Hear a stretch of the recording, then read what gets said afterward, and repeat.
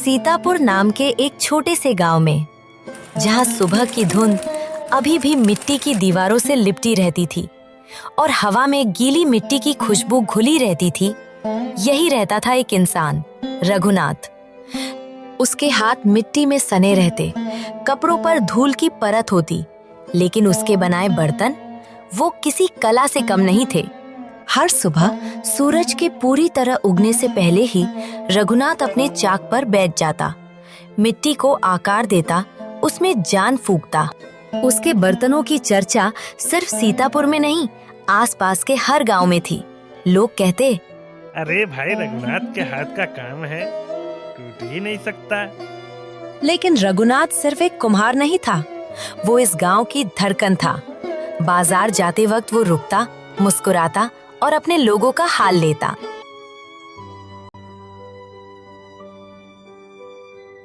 एक सुबह जब वो अपनी टोकरी में बर्तन रख रहा था, तभी उसकी नजर पड़ी गंगा ताई पर, गांव की सबसे बुजुर्ग महिला।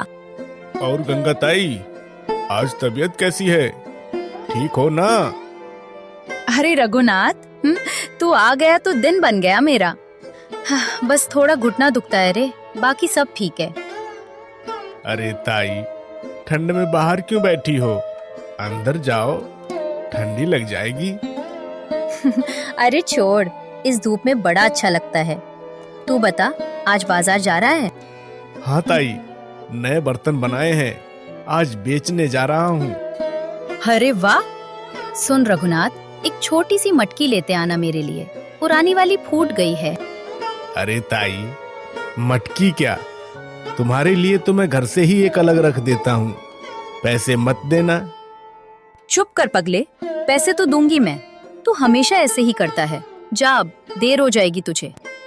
अच्छा ताई, शाम को आता हूँ, ख्याल रखना अपना। इस गांव में रघुनाथ जैसा दूसरा कोई नहीं है। सूरज अभी पूरी तरह उगा भी नहीं था और सीतापुर के उस छोटे से घर में हलचल शुरू हो चुकी थी। रघुनाथ अपने बर्तन टोकरी में रख रहे थे, नंदिनी रसोई में चाय बना रही थी और रतन अपनी आंखें मलते हुए बाहर निकला। पिताजी, आज मैं भी आपके साथ बाजार चलूंगा। तू बाजार चलेगा? हाँ पिताजी, मैं भी बड़ा हो गया हूँ, आपकी मदद करूंगा। अरे बेटा, बाजार कोई खेल नहीं है, दिन भर चलना पड़ता है, धूप में खड़े रहना पड़ता है, तुझसे नहीं होगा। होगा पिताजी, मैं थकूंगा नहीं, वादा करता हूँ। तभी रसोई से नंदिनी 2 चाय के कप लेकर निकली। उसने दोनों को देखा और मुस्कुराई। क्या हो रहा है सुबह सुबह? किस बात की लड़ाई है? दीदी, पिताजी मुझे बाजार नहीं ले जाना चाहते हैं, तुम उन्हें बोलो ना। पिताजी, जाने दीजिए ना उसे, कब तक घर में बैठेगा? कुछ सीखेगा तभी जब आपके साथ जाएगा। नंदिनी तो इसका साथ देती है हमेशा, यही तो इसकी आदत बिगाड़ रही है। पिताजी, आदत नहीं, हौसला बढ़ा रही हूँ उसका। रघुनाथ ने एक पल रतन को देखा, वो छोटी सी आंखों में कितनी बड़ी उमंग थी। ठीक है, चल। हाँ पिताजी। अरे रुक, पहले मुंह धो और कपड़े पहन, ऐसे जाएगा बाजार? हाँ दीदी, अभी आया। रघुनाथ ने नंदिनी की तरफ देखा। नंदिनी बस मुस्कुराई। उस एक मुस्कान में सब कुछ था, एक बड़ी बहन का प्यार, एक बेटी का भरोसा।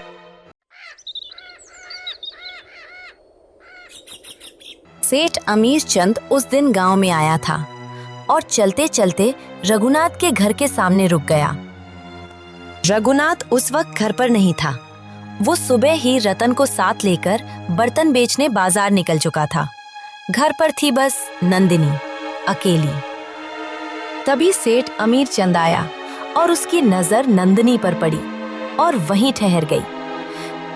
वाह, क्या रूप है, ऐसी सुंदरता तो मैंने शहर में भी नहीं देखी। अरे सुनो, रघुनाथ कुमार का यही घर है क्या? नंदिनी ने नजर उठाई, सेठ को देखा, बिना बुलाए सामने आ चुका था। हाँ, लेकिन पिताजी अभी घर पर नहीं हैं, बाजार गए हैं, शाम को आइए। अरे काम तो है, लेकिन रघुनाथ से नहीं, तुमसे है, तुमसे। नंदिनी ने सुई धागा रख दिया, खड़ी हो गई। मुझसे? आप हैं कौन? मैं सेठ अमीरचंद हूँ। इस पूरे गांव में मेरा नाम नहीं जानता ऐसा कोई नहीं है। ठीक है, क्या काम है? तुम बहुत सुंदर हो, मैं तुमसे विवाह करना चाहता हूँ। आंगन में सन्नाटा छा गया, सिर्फ हवा चल रही थी और नंदिनी की आंखों में धीरे धीरे एक आग जल रही थी। विवाह? आप मुझसे? हाँ, मेरे पास हवेली है, पैसा है, नाम है, तुम्हारे पिता को भी कोई तकलीफ नहीं रहेगी। सोचो, एक गरीब कुम्हार की बेटी सेठानी बन जाएगी। सेठ जी, पहले एक बात बताइए, आपकी उम्र क्या है? उम्र में क्या रखा है, पैसा देखो, रुतबा देखो, रुतबा। आप मेरे पिताजी की उम्र के हैं सेठ जी, और जिसे मैं पिता की तरह देख सकती हूँ, उससे विवाह की बात सुनना भी मुझे गवारा नहीं। कृपया यहाँ से चले जाइए। सेठ का चेहरा तमतमाया। उसे यकीन नहीं हुआ कि एक गरीब कुम्हार की बेटी ने उसे मना कर दिया। वो आगे बढ़ा और उसने नंदिनी का हाथ पकड़ लिया।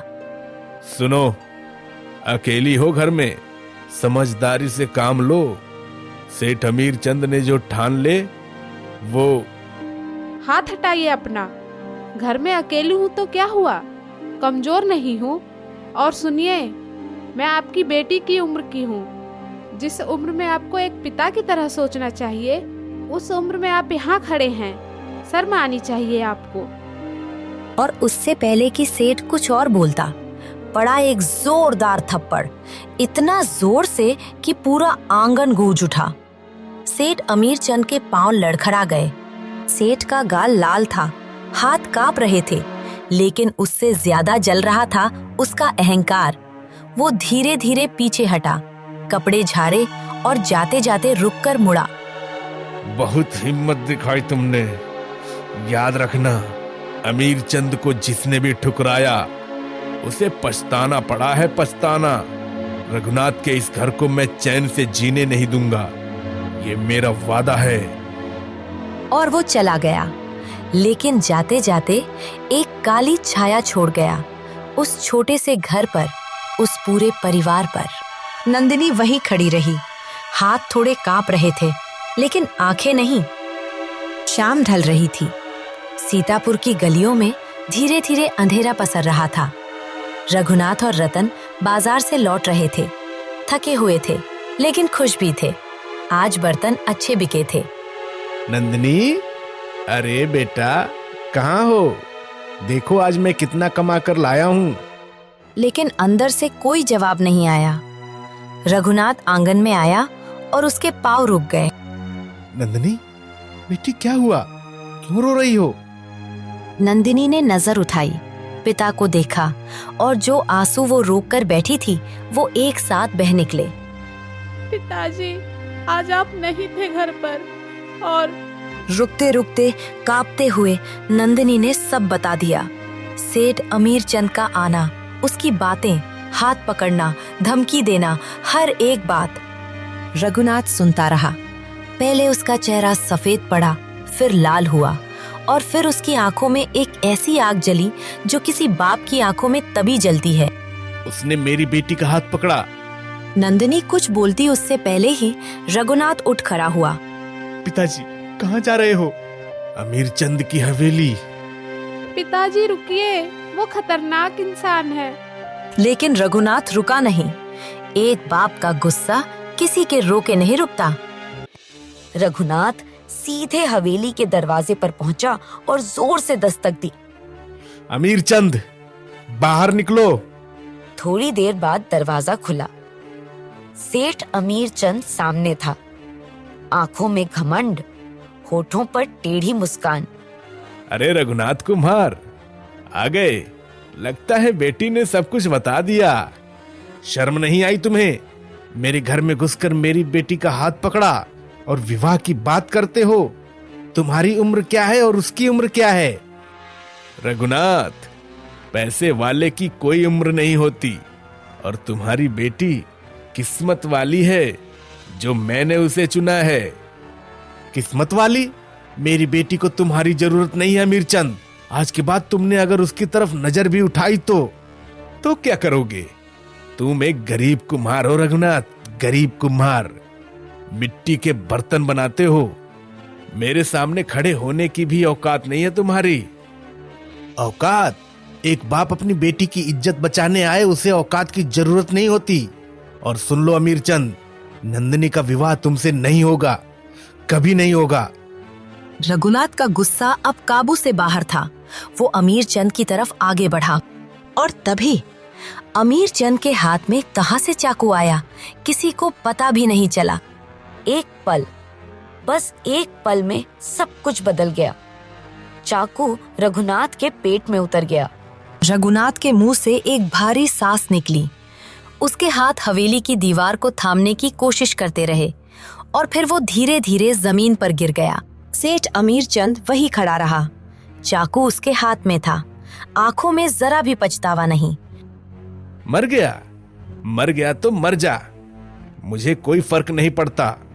तू मरे या जिए, नंदिनी से विवाह करके रहूंगा।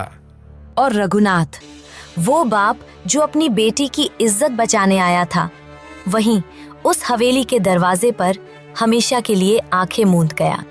हवेली के अंदर एक कोने में खड़ी थी सविता, सेठ अमीर चंद की पत्नी। उसने सब देखा था, सब सुना था। उसके हाथ कांप रहे थे, आंखें भर आई थीं। वो दरवाजे की तरफ बढ़ी। ये तुमने क्या किया? तुमने एक निर्दोष इंसान को मार दिया। चुप रहो सविता, जो हुआ वो हुआ, अब अंदर जाओ। चुप रहूं? एक बाप मरा पड़ा है यहाँ, जिसका कोई कसूर नहीं था। उसकी बेटी घर में बैठी उसका इंतजार कर रही है। नहीं चुप रहूंगी मैं सबको बताऊंगी, पूरे गांव को बताऊंगी कि तुमने क्या किया। सविता, बहुत जुबान चलने लगी है तुम्हारी। अगर किसी को भी एक बात बताई तो याद रखना, तुम्हारी जान लेने से मैं जरा सा भी नहीं हिचकूंगा। मैं नहीं डरती तुमसे। तुम एक हत्यारे हो और हत्यारों का एक दिन हिसाब जरूर होता है। और उससे पहले कि सविता कुछ और बोलती, अमीर चंद ने उस पर हाथ उठाया। फिर अमीर चंद ने उसे घसीटते हुए हवेली के एक अंधेरे कमरे में धकेल दिया। दरवाजा बंद किया, ताला लगाया। यहीं रहो, जब तक मैं न कहूं ये दरवाजा नहीं खुलेगा। अंधेरे कमरे में सविता बैठी रही, चोट खाए शरीर के साथ, टूटे दिल के साथ। बाहर अमीर चंद अपने आदमियों को बुला रहा था। रात गहरी हो गई थी और उस गहरी रात में रघुनाथ को मिट्टी में दफन कर दिया गया। और उधर उस छोटे से घर में नंदिनी और रतन पिताजी का इंतजार कर रहे थे। एक दिन बीता, फिर दूसरा दिन। नंदिनी और रतन दरवाजे पर बैठे रहे। दिया जलता रहा, रात आती रही।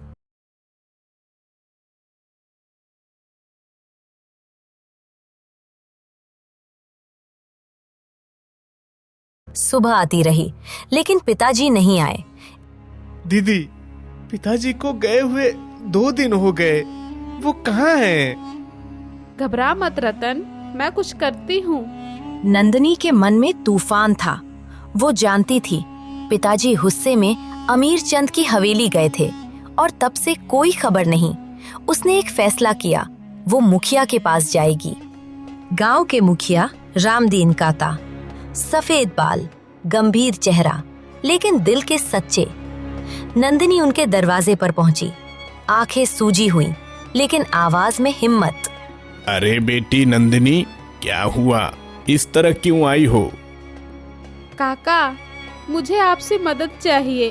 2 दिन से पिताजी घर नहीं आए। बताओ बेटी, सब बताओ। नंदिनी ने सब बताया। सेठ अमीर चंद का घर में आना, विवाह की बात, हाथ पकड़ना, थप्पड़, धमकी और फिर पिताजी का गुस्से में हवेली की तरफ जाना। बस उसके बाद का उसे कुछ पता नहीं था। काका, पिताजी वहाँ गए थे, और तब से कोई खबर नहीं। मुझे डर लग रहा है। मुखिया रामदीन की भौहें तन गईं। उन्होंने अपने 2 विश्वास पात्र आदमियों को बुलाया। चलो अमीर चंद की हवेली चलते हैं। मुखिया अपने आदमियों के साथ हवेली पहुंचे। दरवाजा खुला। सेठ अमीर चंद खुद बाहर आया। चेहरे पर वही घमंड, आंखों में वही ठंडक। अमीर चंद, रघुनाथ कुमार 2 दिन से घर नहीं लौटा। सुना है वो यहाँ आया था। रघुनाथ? हाँ, आया था। हम दोनों की बातचीत हुई थी और वो यहाँ से चला गया। मुझे क्या पता वो कहाँ गया। हवेली की तलाशी लेनी होगी। तलाशी? मेरी हवेली की? मुखिया जी, ये सब उस लड़की ने मुझे फंसाने की साजिश रची है। उसका बाप मुझसे पैसे मांगने आया था। मैंने मना कर दिया तो चला गया। बस इतनी सी बात है। और मेरी हवेली में घुसने की बात कर रहे हो? मैं इस गांव का सबसे बड़ा सेठ हूं। मेरे ऊपर झूठे इल्जाम लगाए जा रहे हैं। मुखिया रामदीन कुछ देर चुप रहे। हवेली के अंदर से कोई आवाज नहीं आई, कोई सबूत नहीं मिला। वो लौट आए। मुखिया वापस आए। नंदिनी दरवाजे पर खड़ी इंतजार कर रही थी। बेटी, हवेली में कुछ नहीं मिला। अमीर चंद कह रहा है रघुनाथ वहां से चला गया था। काका, वो झूठ बोल रहा है। पिताजी घर क्यों नहीं आए फिर? बेटी, बिना सबूत के कुछ नहीं किया जा सकता। नंदिनी चुप हो गई, लेकिन उसका दिल नहीं माना। उसे पता था सच वही है, उस हवेली में, और सच तक पहुंचने का एक ही रास्ता था। रात गहरी थी। चांद भी बादलों में छुपा था। नंदिनी अकेली निकली, चुपचाप, दबे पांव। हवेली के पिछले दरवाजे से अंदर घुसी।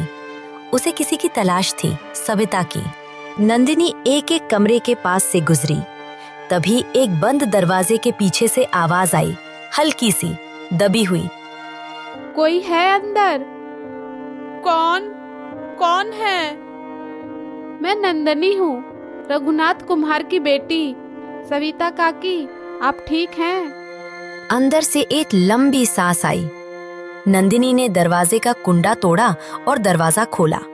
सविता वहां बैठी थी, चोट के निशान चेहरे पर, आंखें सूजी हुई, कपड़े मैले। बेटी, तू आ गई। काकी, मेरे पिताजी वो कहाँ हैं? सच बताइए मुझे। सविता की आंखें भर आईं। वो कांपते होठों से बोलने लगी। बेटी, मैंने सब देखा था। रघुनाथ यहाँ आए थे। उन्होंने अमीर चंद से बात की और तब उसने चाकू से। सविता आगे नहीं बोल पाई। नंदिनी समझ गई। उसके पांव के नीचे से जमीन खिसक गई। आंखें बंद हो गईं। दिल में एक ऐसा दर्द उठा जो शब्दों में नहीं आता। लेकिन वो गिरी नहीं, रोई नहीं, अभी नहीं। अभी सिर्फ एक काम करना था। काकी, चलिए मेरे साथ अभी मुखिया काका के पास। रात को ही नंदिनी सविता को लेकर मुखिया रामदीन के घर पहुंची। मुखिया ने दरवाजा खोला। सामने नंदिनी थी और उसके साथ एक चोट खाई हुई औरत। ये कौन है? ये सविता काकी हैं, सेठ अमीर चंद की पत्नी। इन्होंने सब देखा है काका, सब कुछ। सविता ने कांपते हाथों से रुकते रुकते सब बयान किया। रघुनाथ का आना, बहस, चाकू और रात के अंधेरे में दफन होता एक निर्दोष पाप। मुखिया रामदीन की आंखें लाल हो गईं। उन्होंने उसी रात राजमहल को सूचना भिजवाई।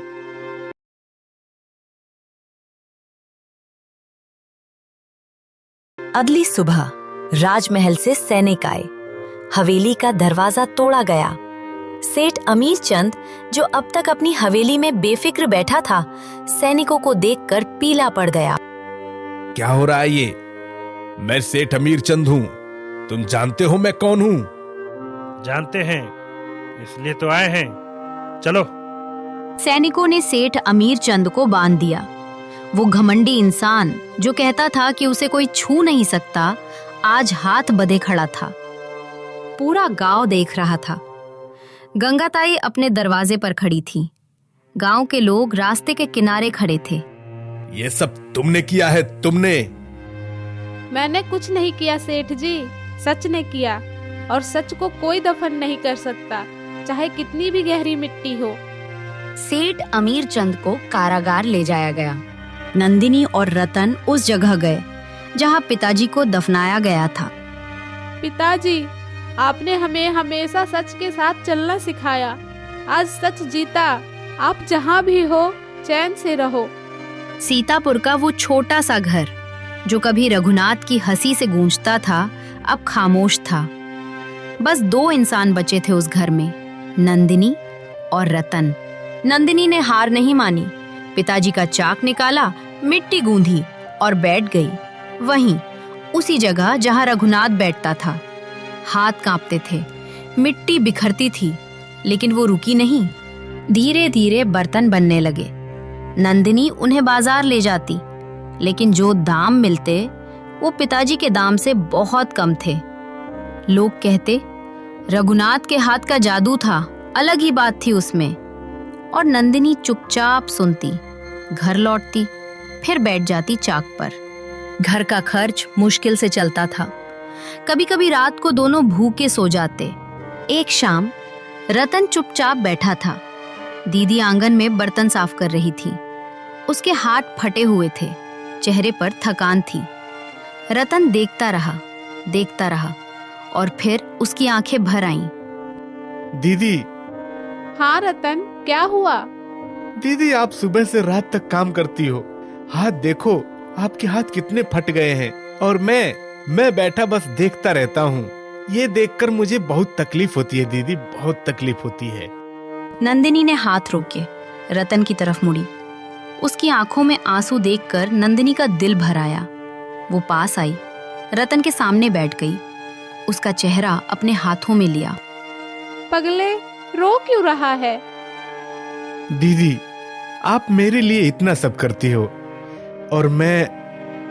चुप, एक बात सुन, मैं तेरी बड़ी बहन हूँ और बड़ी बहन का काम ही यही होता है, छोटे भाई के लिए खड़े रहना, चाहे कुछ भी हो जाए। लेकिन दीदी, आप खुद कितना सह रही हो। रतन, तू मेरी आंखों का तारा है। जब तू सामने होता है मुझे कोई तकलीफ नहीं लगती, कोई थकान नहीं लगती। पिताजी ने हमें अकेला नहीं छोड़ा, हम दोनों एक दूसरे के साथ हैं, यही काफी है। रतन चुप हो गया।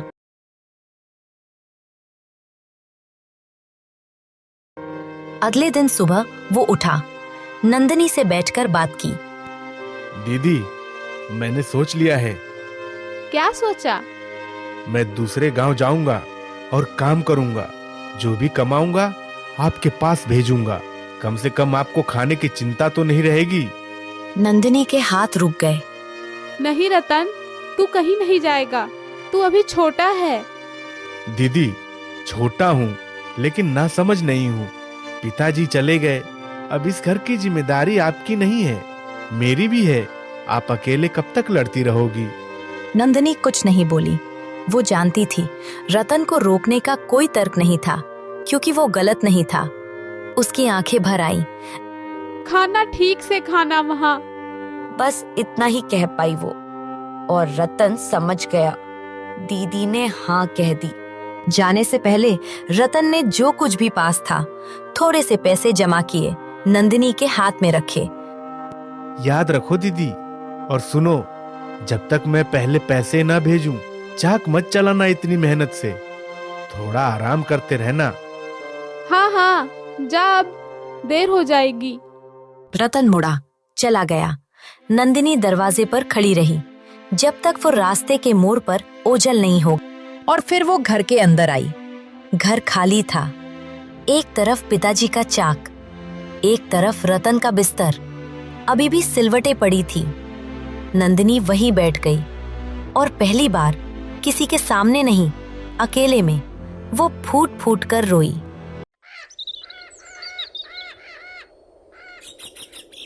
कई कोस चलने के बाद रतन एक नए गांव पहुंचा। अनजान जगह, अनजाने लोग, जेब में बस थोड़े से पैसे और दिल में एक ही सपना, दीदी के लिए कुछ करना। उसने गांव में पूछताछ की। लोगों ने बताया यहाँ के सबसे बड़े सेठ हैं धनी चंद, नेक इंसान, काम देते हैं जरूरतमंदों को। रतन सीधे उनकी हवेली पहुंचा। सेठ धनी चंद, उम्र कोई 50 के आसपास, सफेद धोती, माथे पर तिलक, चेहरे पर एक सौम्य मुस्कान। पैसे वाले थे लेकिन घमंड नहीं था, आंखों में इंसानियत थी।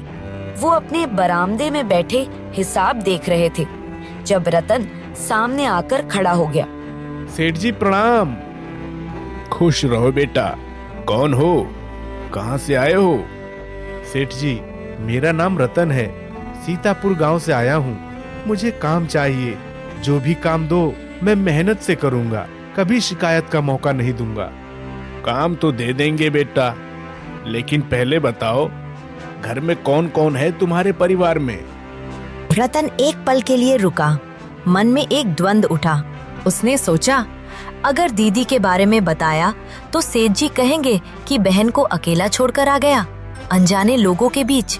क्या सोचेंगे मेरे बारे में? गलत इंसान समझेंगे। पहले पैसे कमाऊंगा, फिर दीदी को भी यहीं ले आऊंगा, तब बताऊंगा सब कुछ। अभी के लिए। अरे भाई, क्या हुआ? क्या सोचने लगे? सेठ जी, मैं अकेला हूँ, कोई नहीं है मेरा, मैं अनाथ हूँ। ये कहते हुए रतन के मन में दीदी का चेहरा आया। उसकी आंखें थोड़ी नम हो गईं। सेठ धनी चंद ने उस लड़के को देखा। अनाथ हो और इतनी दूर अकेले आए हो, वो भी काम मांगने। हिम्मत तो है तुम्हारे पास बेटा। ठीक है, कल से काम पर आ जाओ, रहने की व्यवस्था भी हो जाएगी। बहुत बहुत धन्यवाद सेठ जी, आपका ये एहसान मैं कभी नहीं भूलूंगा। रतन ने काम शुरू किया। सुबह सबसे पहले उठता, रात को सबसे बाद में सोता। कोई काम छोटा नहीं समझता, कोई काम बड़ा नहीं समझता, बस करता जाता। सेठ धनी चंद देखते रहते। हर दिन इस लड़के को देखकर उनके मन में सम्मान जागता। ये रतन, इसमें कुछ अलग ही बात है। इतना उम्र बीत गया मेरा, लेकिन इतनी ईमानदारी से काम करने वाला आज तक नहीं देखा मैंने।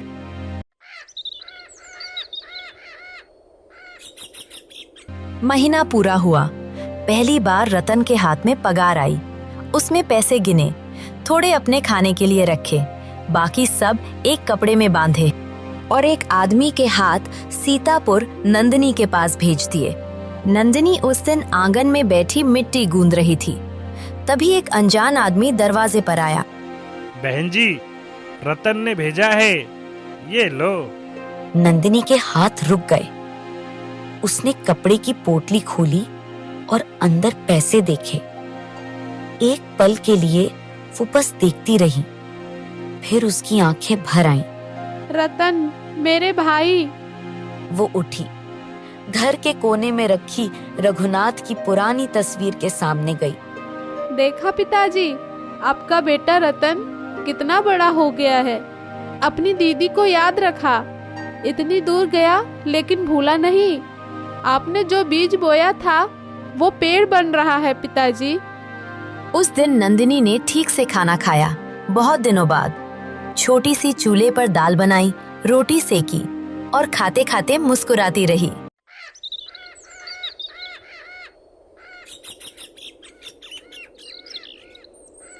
गंगा ताई पास से गुजर रही थी। नंदिनी को देखकर रुक गईं। अरे नंदिनी, आज चेहरे पर रौनक दिख रही है, क्या बात है? रतन ने पैसे भेजे हैं ताई, मेरे भाई ने।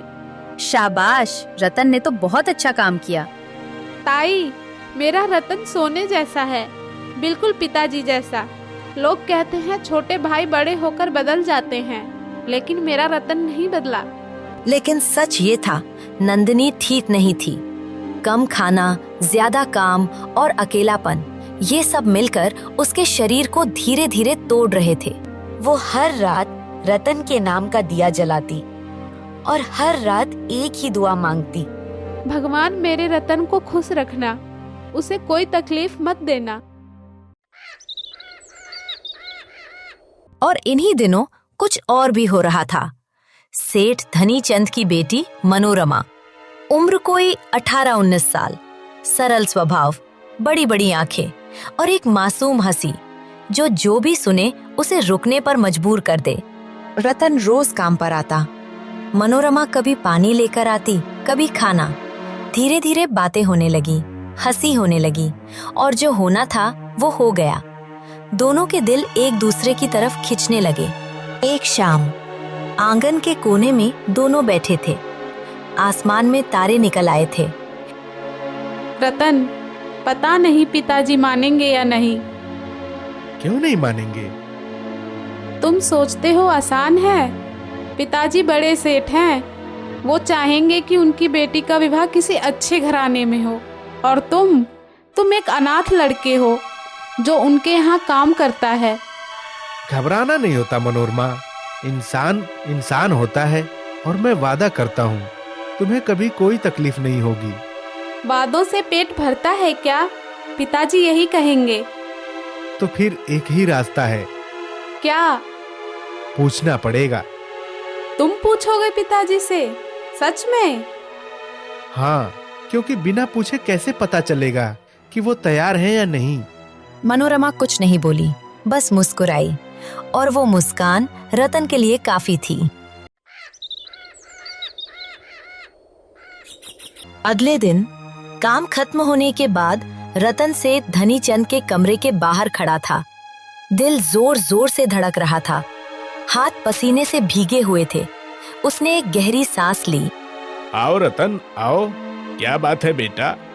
रतन अंदर आया, सेठ जी के सामने बैठा, कुछ देर चुप रहा। बोलो, क्या सोच रहे हो? सेठ जी, मुझे एक बात करनी थी। अगर बुरा लगे तो माफ कर देना। बुरा लगने से पहले सुनूंगा तो सही। बोलो। सेठ जी, मैं मनोरमा से विवाह करना चाहता हूँ। मैं जानता हूँ कि मेरी औकात नहीं है, मेरे पास घर नहीं है, परिवार नहीं है, नाम नहीं है, लेकिन एक चीज है, ईमानदारी, और ये वादा है कि मैं मनोरमा को कभी कोई तकलीफ नहीं होने दूंगा। कमरे में खामोशी छा गई। सेठ धनीचंद ने हिसाब की किताब बंद की।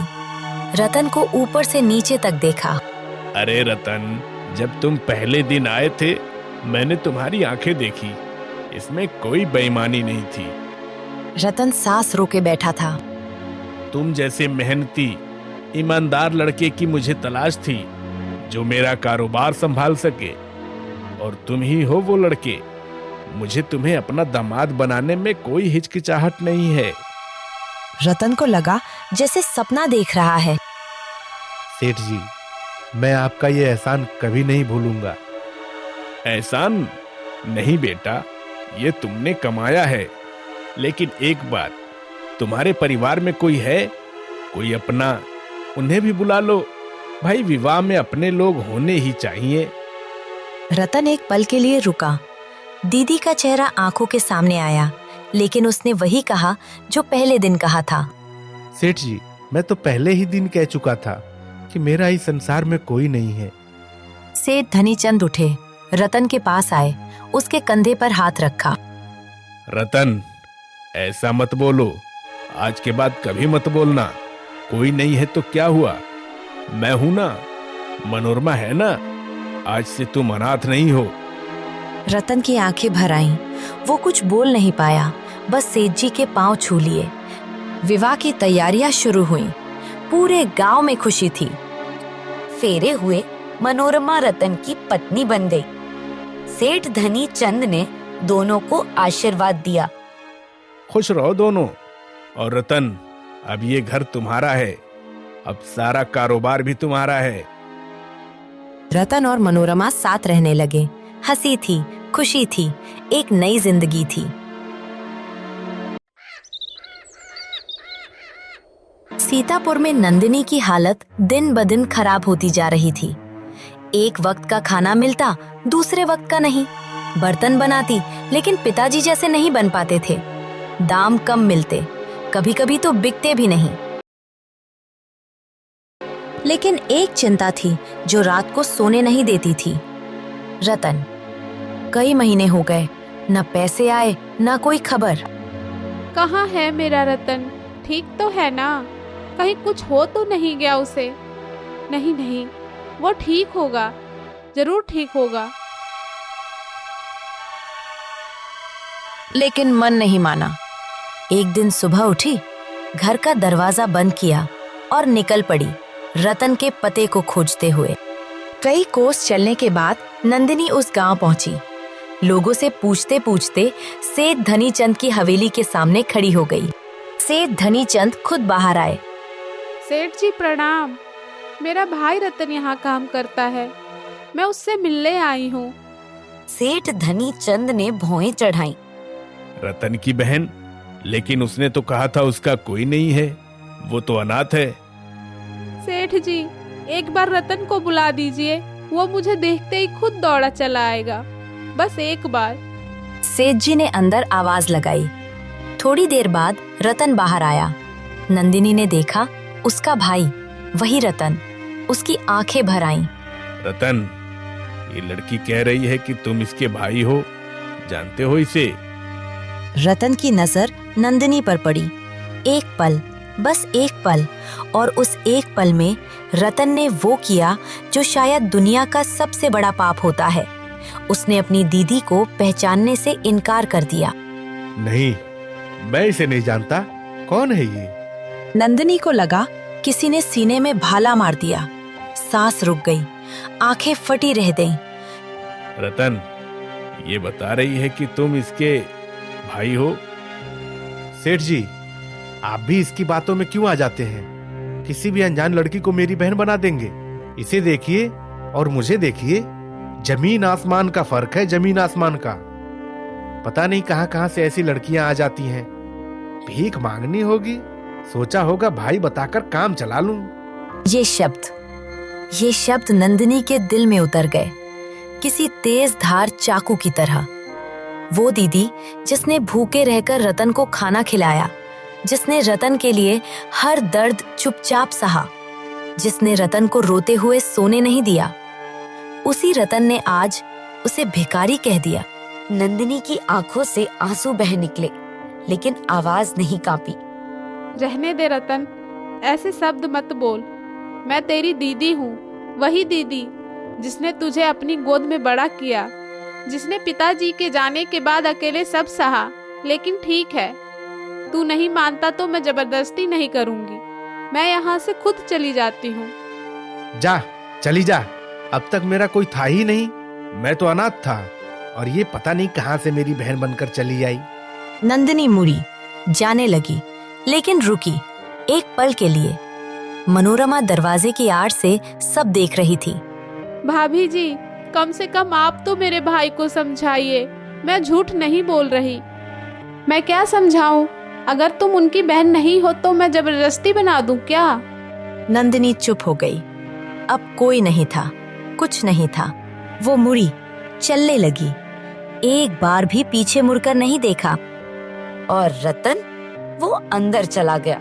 वो रास्ता जिस पर नंदिनी चल रही थी धीरे धीरे खाली हो गया, और उस खालीपन में एक दीदी की सिसकी थी जो किसी ने नहीं सुनी। नंदिनी चलती रही।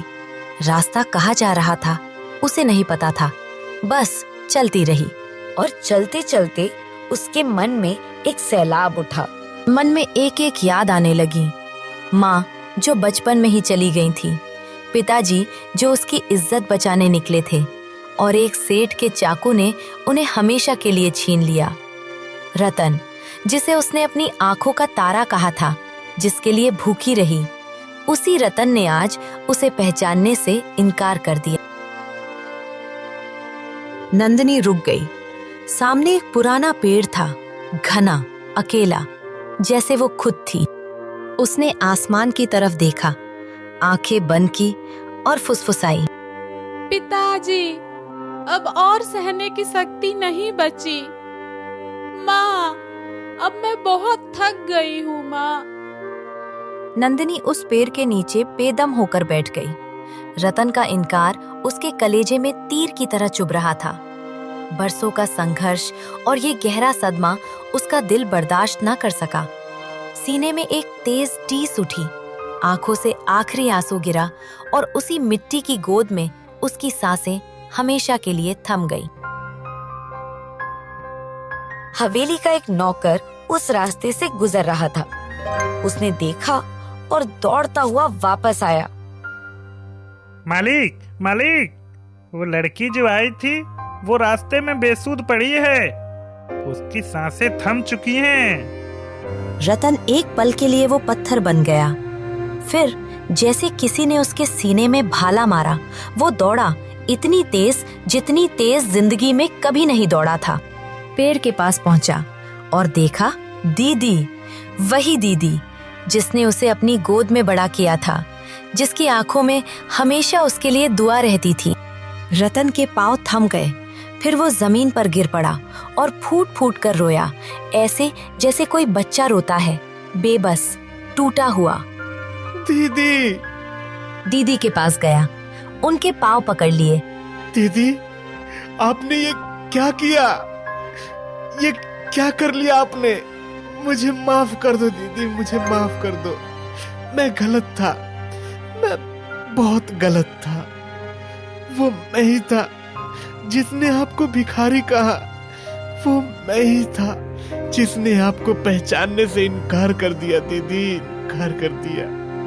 लेकिन दीदी, एक मौका तो दे देती, बस एक मौका दे देती। लेकिन नंदिनी नहीं बोली। दीदी, आपने कहा था ना, जो सच के साथ खड़ा हो उसका कोई कुछ नहीं बिगाड़ सकता। तो आप क्यों हार गई दीदी, क्यों हार गई? आप क्यों चली गई? मैं आपका रतन हूं दीदी, आपकी आंखों का तारा। आपने खुद कहा था, तो फिर मुझे अकेला छोड़कर क्यों चली गई दीदी, क्यों चली गई? रतन की आवाज टूटते टूटते खामोश हो गई। मनोरमा भी वहां पहुंच गई थी। उसने देखा रतन जमीन पर था और सामने वो लड़की जिसे उसने खुद दुत्कारा था। मनोरमा की आंखें भर आईं, लेकिन उसके अंदर कुछ और भी था, एक ठंडा डर। तुमने कहा था तुम्हारा कोई परिवार नहीं है, तो ये लड़की ये सच बोल रही थी। रतन कुछ नहीं बोला, वो बोल नहीं सकता था। रतन, जब तुमने अपनी सगी बहन को पहचानने से इनकार कर दिया, तो क्या भरोसा कि कल मुझे भी नहीं पहचानोगे। जो इंसान अपनी दीदी के साथ ऐसा कर सकता है, वो किसी के साथ भी कर सकता है। मनोरमा अपने पिता की तरफ मुड़ी, आंखों में आंसू, आवाज में एक पक्का फैसला। पिताजी, मैं इनके साथ नहीं रह सकती। जो इंसान अपनी बहन की मौत का कारण बने, उस पर मैं कैसे भरोसा करूं? आज इन्होंने बहन के साथ किया, कल मेरे साथ करेंगे। पिताजी, मुझे इनसे अलग होना है। सेठ धनीचंद की आंखें नम थी। उन्होंने रतन को देखा, वो अभी भी जमीन पर था, टूटा हुआ। उन्होंने कुछ नहीं कहा, बस मनोरमा का हाथ थामा और वापस चल दिए। रतन वहीं रहा, अकेला, जैसे पहले दिन था वैसे ही। लेकिन पहले दिन में और आज में एक फर्क था। पहले दिन दीदी थी, आज कोई नहीं था। दीदी, मैंने सब खो दिया। आपको खोया, मनोरमा को खोया, सब कुछ खो दिया। और ये सब मेरी वजह से हुआ है, सिर्फ मेरी वजह से। हवा चलती रही, पेड़ के पत्ते हिलते रहे और रतन, वो रतन जो कभी दीदी की आंखों का तारा था, अब उस पेड़ के नीचे बैठा था। एक हंसता खेलता परिवार था। रघुनाथ जो मिट्टी में जान फूंकता था, नंदिनी जो घर की आत्मा थी, रतन जो उस घर का सपना था। सब बिखर गया, मिट्टी की तरह जो बिना पानी के टूट जाती है। और अंत में बचा सिर्फ एक पछतावा, जो रतन को उम्र भर जलाता रहेगा, हर रात, हर पल। दीदी, काश उस दिन मैंने एक बार कहा होता कि हाँ, ये मेरी दीदी है, मेरी दीदी। लेकिन वो काश अब सिर्फ काश ही रहेगा, हमेशा के।